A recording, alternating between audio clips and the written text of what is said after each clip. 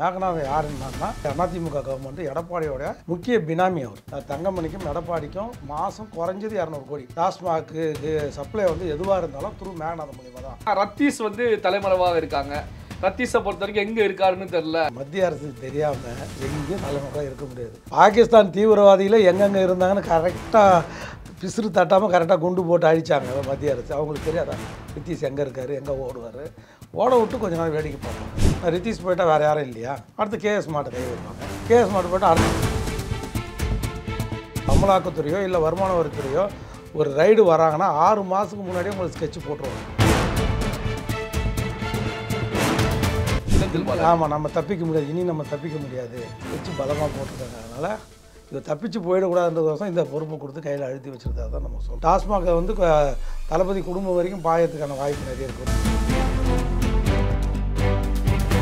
தமிழ்நாட்டு தளபதி ஸ்டாலினுக்கு அப்புறம் கொண்டு வரணும்னு நினைக்கிறது கனிமொழி. தமிழ்நாட்டோட தமிழக முதல்வராக திமுக வந்து அடுத்த வாட்டி அரியணை ஏறிச்சுன்னா அன்றைக்கி வந்து தளபதி ஸ்டாலின் தமிழ்நாட்டு முதலமைச்சராக இருக்க மாட்டார். கண்டிப்பாக கனிமொழி தான் இருப்பாங்க.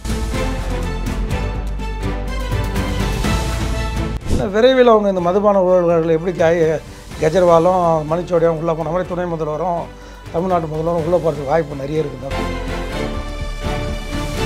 நெருங்கிட்டாங்க. தங்கமணி எடப்பாடியும் விரைவில் சிறைச்சாலை செல்வது உறுதி.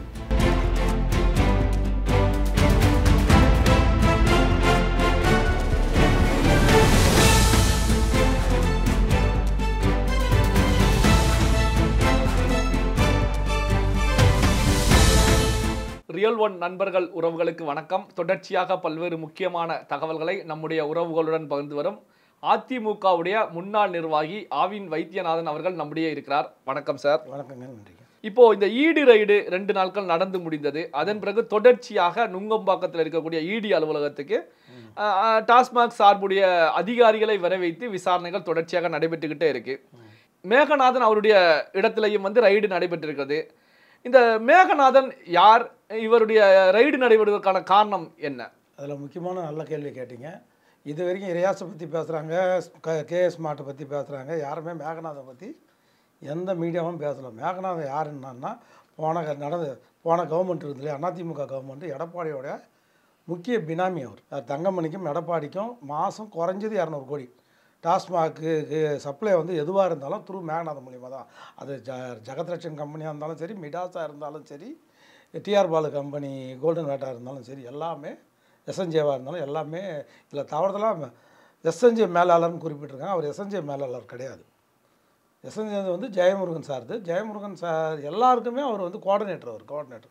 இவங்க கையிலேருந்து கலெக்ட் பண்ணி கவர்மெண்ட்டு பாதி காசு போகுதுன்னா மிச்சம் காசு வந்து அஃபிஷியலான காசு கவர்மெண்ட்டுக்கு போகுதுன்னா, பில் இல்லாத காசு யாருக்கு போகிறோன்னா த்ரூ மேகநாதன் மூலிமா கரெக்டாக அமலாக்கத்துறை மேகநாதனை டார்கெட் பண்ணியிருக்கிறது. எதுக்கோசம்னா டிஎம்கே டார்கெட் பண்ணுறதுக்கு இல்லை. சைமன் டென்னிஸ் வந்து எடப்பாடியும் அதில் வந்து அமலாக்கத்துறையோட வலயத்துக்குள்ளே கொண்டு வந்திருக்காங்க. எடப்பாடி வந்து நான் வந்து பிஜேபியோட தலைமையில் கூட்டணி ஏற்றுக்க மாட்டேன், நான் தான் சீட்டை பிரிப்பேன், நான் தான் பார்கெனிங் பவர் பண்ணுவேன், தமிழ்நாட்டுக்கு நான் தான் தலைமை, அதிமுக வந்து கூட்டணியை வச்சு அமைக்காது, இதெல்லாம் ஒரு செக் வச்சோம்னா அவங்க செக்மேட் வச்சுட்டாங்க. யார்? மேகநாதனை கரெக்டாக கையில் தூக்கியிருக்காங்க அமலாக்கத்துறை. மேகநாதன் தூக்குறது வந்து இவரை கோசம் கிடையாது, யாருக்கு திமுக கோசம் தூக்கலாது. ஸ்டாலினுக்கு வந்து எப்படி ரித்தியஸோ ஒரு கேஎஸ் மாட்டோ இருந்தாங்களோ அதே மாதிரி இதில் வந்து யார் முக்கியமான பொறுப்புன்னா ஏடிஎம்கே ஆட்சிக்கு வந்து அண்ணன் மேகநாதன் தான். மேகநாதனுக்கு இப்போ கை வச்சாங்கன்னா அவர் அந்த அளவுக்கு தாங்கக்கூடிய நேரம் அப்ரூவர் ஆயிருப்பார். அவர் மேகநாதன் அப்ரூவராக மாறி இருப்பார், சொல்லியிருப்பார் அப்படிங்கிறீங்களா? கண்டிப்பாக சொல்லிட்டு இருப்பார். அவர் வந்து அந்த அளவுக்கு தாக்க போகக்கூடிய ஆள் கிடையாது. இவங்க எல்லாரும் விசாகன் அப்ரூவர் ஆகிட்டாருன்றாங்க. விசாகனை விட மேகநாதன் அப்போ இருந்த எம்டி கிர்லோஸ் குமார் ஐஏஎஸ் ஏடிஎம்கேயோட எம்டி, அவரெல்லாம் ரொம்ப க்ளோஸ் யாருக்கு? மேகநாதன் சாருக்கு. அதனால் மேகநாதன் சார் கண்டிப்பாக இந்த அதே மாதிரி எஸ்என்ஜே ஜெயமுருகன் சாருக்கும் இருக்கட்டும், இல்லை இவர் நம்ம எலைட்டோட ஓனர் இந்த ஜெகத்ரட்சனுடைய பையன் இருக்கட்டும், அதில் இந்த பாலாஜி அவங்களுடைய சிஸ்டராக இருக்கட்டும், எல்லாருமே வந்து த்ரூ அப்போ போன கவர்மெண்ட்டில் ஃபுல் அண்ட் ஃபுல் பார்த்தது A to Z Meganathan sir தான். இப்போ திமுக ஆட்சிக்கு வந்த பிறகும் இந்த டாஸ்மாக் சார்புடைய நிலைகளில் வந்து மேகநாதனுடைய கொஞ்ச நாள் தொடர்ந்தது. அசோக்கோட தலையீடு வர்றதுக்கு முன்னாடி வரைக்கும் கொஞ்ச நாள் பாலாஜிக்கிட்டே அது தொடர்ந்தது. செந்தில் பாலாஜி அதிமுகவில் இருந்து திமுகவுக்கு வந்தவர் அப்படிங்கிறனால மேகநாதனுக்கு ஒரு முக்கியத்துவம் கொடுக்கப்பட்டது. இவர் வந்து கொங்கு பெல்ட்டை சார்ந்ததுனால கொஞ்சம் முக்கியத்துவம் கொடுக்கப்பட்டது. பொள்ளாச்சி இவருடைய சொந்த ஊர் மேகநாதன் சார். கொங்கு பெல்ட்டை சேர்ந்தனால அவருக்கு ஆரம்பத்தை அப்புறம் வந்து டைரெக்டாகவே அவங்க குடும்ப உறுப்பினர்கள் மாப்பிள்ளைகள்லாம் டீல் பண்ணோன்னே அவர் விலகிட்டார். யார் மேகநாதன் சார் இந்த ஆட்சியில் வந்து விலகிட்டார். ஆனால் போன ஆட்சியில் 100% மேகநாதன் சாருக்கு தெரியாமல் எதுவுமே நடந்தது கேட்குது. டிஸ்டிலரி ஆகட்டும், தூரி ஆகட்டும் எல்லாமே. இப்போ இந்த டாஸ்மாக் வார்த்தை எடுத்துக்கிட்டீங்க அப்படின்னா ரத்தீஸ் வந்து தலைமறைவாக இருக்காங்க. ரத்தீஸை பொறுத்த வரைக்கும் எங்கே இருக்காருன்னு தெரில. இல்லை சென்னையில் வந்து முக்கியமான ஒரு புள்ளியுடைய வீட்டில் வந்து தலைமறைவாக இருக்கிறார், இல்லை துபாய்க்கு தப்பித்து சென்று விட்டார் அப்படிங்கிற செய்திகள் எல்லாம் வந்துகிட்டு இருக்கு. ஒரே ஒரு விஷயம், மத்திய அரசுக்கு தெரியாமல் எங்கேயும் தலைமறைவாக இருக்க முடியாது. பாகிஸ்தான் தீவிரவாதியில் எங்கெங்கே இருந்தாங்கன்னு கரெக்டாக பிசுறு தட்டாமல் கரெக்டாக குண்டு போட்டு அழித்தாங்க மத்திய அரசு. அவங்களுக்கு தெரியாதா ரித்தீஷ் எங்கே இருக்கார், எங்கே ஓடுவார்? ஓட விட்டு கொஞ்ச நாள் வேடிக்கை பார்ப்பாங்க. நான் ரித்தீஷ் போயிட்டால் வேறு யாரும் இல்லையா, அடுத்து கேஎஸ் மாட்டை கை வைப்பாங்க. கேஎஸ் மாட்டு போய்ட்டு அடுத்த ஆள் கை வைக்க தெரியாது அவங்களுக்கு. இது எங்கே வரைக்கும் பாஞ்சிருக்குதுன்னு ஒரு விஷயம் நல்லா புரிஞ்சுங்க. ஒரு அமலாக்கத்துறையோ இல்லை வருமான வரித்துறையோ ஒரு ரைடு வராங்கன்னா 6 மாதத்துக்கு முன்னாடியே உங்களுக்கு ஸ்கெட்ச் போட்டுருவாங்க. நீங்கள் என்ன பேக்கில் பணம் எடுத்துகிட்டு போகிறீங்க, என்ன கலரு, கூகுள் பேக் எல்லாமே, எத்தனை மணிக்கு லைட் ஆஃப் பண்ணிட்டு செந்தில் பாலாஜி பணம் வாங்கினார், எத்தனை மணிக்கு கரண்ட் ஆஃப் ஆச்சு, எத்தனை மணிக்கு கரண்ட் ஆன் ஆச்சு, அவர் தம்பி அசோக்கிட்ட எப்போ கொடுத்தாரு, மேகநாதன் சார் எப்போலாம் கொடுத்தாரு, கலர் பேக் முதல் கொண்டு சொல்லுவாங்க. இது வந்து அவங்களுடைய இப்போ ஏதோ நேற்று முடிவு பண்ணி இன்றைக்கி பண்ணுறது ரைடெல்லாம் கிடையாது. இது ஒரு அஃபிஷியல் ஃபார்மாலிட்டிஸ். ரைடு பண்ணி நீ ஏதாவது ஒரு வீடுக்கு போனால் அதை ரைடு பண்ணி அதில் ஏதாவது எடுத்தியான்னு அவங்களுக்கும் தெரியும். இன்றைக்கி அமலாக்கத்துறை வரப்போது தெரியாமலாம் இருக்காது யாருக்கு, மேகநாதன் சாருக்கும் அவங்களுக்கும் எல்லாருக்கும் ஆள் இருக்கும், சொல்லிவிடுவாங்க. ரைடு போகிறது அவங்களுக்கு தெரியும். இருந்தாலும் அதை வந்து எல்லாம் முடிச்சுது. அது ஒரு ஃபைனல் ஃபார்மாலிட்டி ரைடுன்றது. இப்போது நீங்கள் சொல்கிறத வச்சு பார்க்கும்போது தான் அப்போ வந்து ரத்தீஸ் அவர்கள் அவராக தலைமறைவாகல, ரத்தீஸை வந்து தப்பிப்பதற்கு ஈடியை தான் விட்டுருக்காங்க, பொறி வைத்திருக்காங்க அப்படின்னு சொல்லி எடுத்துக்கலாம். கண்டிப்பாக. அதாவது திமுகவை பயத்திலே வைக்கணும், அதை சைமன் டென்னிஸ் எடப்பாடி அண்ணனையும் பயத்தில் கொண்டு வரணும் தான்.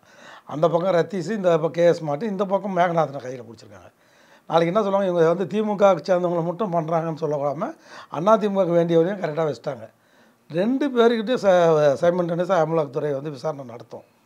2 பேருமே இப்போ நம்ம மாதம் 200 கோடி கொடுத்துருக்காரு யார், மேகநாதன் சார். குறைஞ்சிது போன கவர்மெண்ட்டுக்கு தங்கமணி மூலிமா.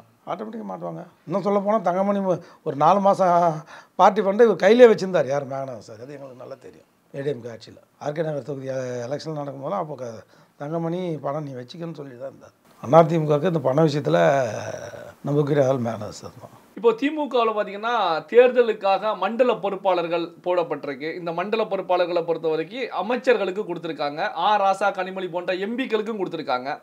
இதில் வந்து பார்த்தீங்க அப்படின்னா துரைமுருகன் அவர்களை வந்து ஓரம் கட்டப்பட்டிருக்கிறார். மண்டல பொறுப்பாளர் வந்து பதவி வந்து அவருக்கு கொடுக்கல, மூத்த அமைச்சர். அதே நேரத்தில் செந்தில் பாலாஜி வந்து சட்டமன்ற உறுப்பினராகத்தான் இருந்துகிட்டு இருக்காங்க. செந்தில் பாலாஜி அவர்களை வந்து மண்டல பொறுப்பாளராக போடப்பட்டிருக்காங்க. இதை எப்படி பார்க்கறது? செந்தில் பாலாஜி விசாக மாதிரி அப்ரூவராக மாறிடக்கூடாதுன்ற கஷ்டம் கொடுத்துருக்காங்க. அதை இல்லைனா அவர் அப்ரூவலாக மாறிட்டார்னா அந்த மனநிலைக்கு வந்துட்டார் யார், செந்தில் பாலாஜி. ஆமாம், நம்ம தப்பிக்க முடியாது, இனி நம்ம தப்பிக்க முடியாது, ஸ்கெட்சு பலமாக போட்டிருக்காங்க. அதனால் இவர் தப்பிச்சு போயிடக்கூடாதுன்றதுக்கோசம் இந்த பொறுப்பை கொடுத்து கையில் அழுத்தி வச்சுருந்தா தான் நம்ம சொல்லணும் யார். அதோட முக்கியமானது இப்போ இந்த டாஸ்மாகை வந்து தளபதி குடும்பம் வரைக்கும் பாயத்துக்கான வாய்ப்பு நிறைய இருக்குது. உதயநிதி ஸ்டாலின் சப்ரேஷன் தளபதி வீட்டில் அவங்க மேலே வரைக்கும் எல்லா தளபதி வரைக்கும் போகும். அப்படி போனால் பிஜேபியோட சாய்ஸ் வந்து கனிமொழி அக்காவுக்கு தான். அதனால தான் கனிமொழியை இண்டிகேட் பண்ணியிருக்காங்க. அவங்க ரொம்ப நாளாகவே தமிழ்நாட்டு தளபதி ஸ்டாலினுக்கு அப்புறம் கொண்டு வரணும்னு நினைக்கிறது கனிமொழி. தமிழ்நாட்டோட தமிழக முதல்வராக திமுக வந்து அடுத்த வாட்டி அரியணை ஏறுச்சுன்னா அன்றைக்கி வந்து தளபதி ஸ்டாலின் தமிழ்நாட்டு முதலமைச்சராக இருக்க மாட்டார், கண்டிப்பாக கனிமொழி தான் இருப்பாங்க. எழுதி வச்சுங்க, நான் சொல்கிறது இது புதிய தகவல் உங்களுக்கு. இந்த தகவல் வந்து கனிமொழி அக்காவுக்கு 2 மாதம் முன்னாடி நடந்த பிறந்தநாளுக்கு வாழ்த்து சொன்னார். இந்த செய்தி யாரும் வெளியிலே சொல்லலை. அக்கா நீங்கள் மீண்டும் தளபதிக்கு அப்புறம் நீங்கள் தான் எங்களுடைய சாய்ஸு அப்படின்னு வாழ்த்தினார். யார், அண்ணாமலை. மறுக்க முடியாது, அண்ணாமலையும் அக்காவும் மறுக்க முடியாது. இப்போது ஏற்கனவே வந்து திமுகவில் கனிமொழி அவர்களுக்கும் துணை முதலமைச்சர் உதயநிதி அவர்களுக்கும் இடையில ஒரு முரண் இருந்துகிட்டே இருக்குன்னு சொல்லப்படுது. இப்போ பார்த்தீங்கன்னா பாரதிய ஜனதா கட்சியில் வெளிநாடு செல்லக்கூடிய கனிமொழி அவர்களுக்கு முக்கியத்துவம் கொடுக்கப்பட்டிருக்கு. முக்கியமாக 4-5 நாட்டுக்கு செல்லக்கூடிய ஏன்னா பாரதிய ஜனதாவோட சாய்ஸ் யார்றான்னா, திமுகவோட சாய்ஸ் யார்றான்னா கனிமொழி தான். தமிழ்நாட்டோட முதலமைச்சருக்கு எல்லா தகுதியும் அக்காவுக்கு தான் இருக்குது, உதயநிதிக்கு இல்லைன்றதை பாரதிய ஜனதா துல்லியமாக கணக்கிட்டு இருக்காங்க. இவர் தம்பி உதயநிதி வந்து இன்னும் சினிமா, நயன்தாரா இது மாதிரி இதுலேயே இருக்கார தவிர தளபதி மாதிரி உழைத்து மேலே வரல. தளபதி வந்து வாரிசாக இருந்தால் கூட கலைஞருக்கு அடிமட்டத்துலேருந்து உழைத்து மிசால் கண்டு பெரிய பெரிய சோதனைலாம் கண்டு தான் அந்த இடத்துக்கு வந்திருக்காரு. தகுதி நெறிப்பொழி தான் தளபதி ஸ்டாலின் அன்றைக்கி வந்து துணை முதல்வர் ஆனார், செயல் தலைவர் ஆனார். ஆனால் அப்படி இல்லை உதயநிதி தம்பி. கொடுத்த வாய்ப்பை சரியாக பயன்படுத்திக்கலன்றது தான் கட்சியினுடைய துறைமுகங்கள்லேருந்து எல்லாருக்குமே வருத்தம். பதவிக்கு ஆசைப்படுறாரு, அந்த பதவிக்கான செயல்பாடு அவர்கிட்ட இல்லை. அது தளபதிக்குமே அந்த வருத்தம் இருக்குது. அதனால தான் ஐஏஎஸ் ஐபிஎஸ் ட்ரான்ஸ்ஃபர்லேருந்து இந்த போர்ட்ஃபோலியோ பார்க்குறது யாரான்னா, மினிஸ்டர் வரைக்கும் பார்க்குறது யாரான்னா, மறைமுகமாக பின்னாடி பினாமி மாதிரி பார்த்துக்கிறது யாருன்னா சபரீசன் சார், அவருடைய ஆடிட்டர் சண்முகராஜா. தமிழ்நாட்டில் எந்த பெரிய கான்ட்ராக்ட் இருந்தாலும் அந்தந்த துறை அமைச்சர் சொன்னாலும் கேட்கக்கூடாது. ஆனால் சண்முகராஜா அவருடைய ஆடிட்டர் சொன்னால் உடனே சிஎஸ்க்கு இந்த தகவல் போவோம், இல்லை ஃபைனான்ஸ் செக்ரட்டரி உதயசந்திரன் தகவல் போவோம். உடனடியாக அவங்களுக்கு சொன்னவங்களுக்கு ஏற்ற மாதிரி டெண்டர் கண்டிஷன்லேருந்து அலாட்மெண்ட் வரைக்கும் அவங்க சொல்கிறதுக்கு ஏற்ற மாதிரி ரெடி பண்ணி கொடுப்பாங்க. ஒன்லி ஒன்று சண்முகராஜ் ஆடிட்டர், அது சபரீசனுடைய ஆடிட்டர். இப்போ வந்து பார்த்தீங்கன்னா, இப்போ கனிமொழி அவர்களை டெல்லி பாஜக முக்கியத்துவம் கொடுத்தது அங்கே இருக்கக்கூடிய எம்பிக்கள், மூத்த டிஆர் பாலு போன்ற எம்பிக்களுக்கே பெரிய அதிருப்தின்னு சொல்லப்படுது. என்ன காரணம் அப்படின்னா, நமக்கு கொடுக்கல ஆனால் கனிமொழிக்கு கொடுக்கப்பட்டிருக்கு அப்படின்னு. அதே நேரத்தில் இப்போ உதயநிதி ஸ்டாலின் கனிமொழி அப்படிங்கிற ஒரு மோதல் போக்கும் இருப்பதாகவே தெரிஞ்சுக்கிட்டு இருக்கு.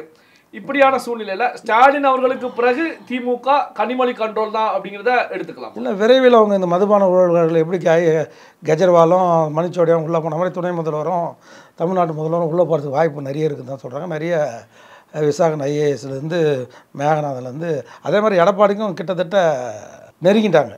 தங்கமணி எடப்பாடியும் விரைவில் சிறைச்சாலை செல்வது உறுதி. அமலாக்கத்துறை வந்து சைமன் டென்னிஸாக 2 பேருமே மூவ் பண்ணிகிட்ருக்காங்க. அப்போ அடுத்த இடத்துக்கு யார்? அவங்க சாய்ஸ் அடுத்த இடத்துக்கு செங்கோட்டையா, எடப்பாடிக்கு பதில் செங்கோட்டையனை கொண்டு வரணுன்றது பிஜேபியோட சாய்ஸு. இங்கே வந்து கனிமொழியை கொண்டு வரணுன்றது பிஜேபியோட சாய்ஸ்.